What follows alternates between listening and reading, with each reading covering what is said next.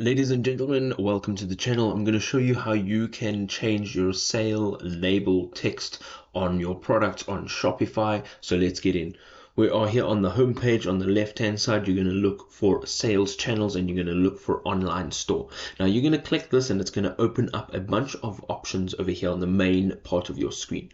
What you want to do is travel to the right hand side and you'll see a customize button and a 3-dot button. We're going to use this 3-dot button and you're going to look for edit default theme content or edit language. Now depending on what theme you're using, this may be worded differently. Ultimately, you will end up on this page and we're going to travel over from the top of this menu here to products. Once we're in products, we're going to go ahead and scroll down and look for the on sale icon. Over here it says on sale, and this is the current word that is labeled on that product.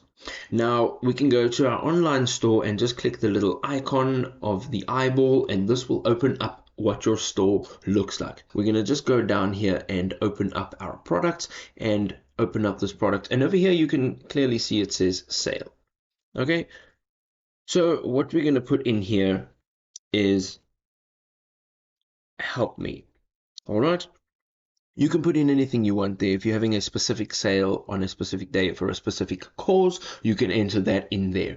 Once you're done with that, you're going to just say save on the top right hand side of your screen, and you can go ahead and refresh this shop page. Okay, and it should take effect after a few seconds.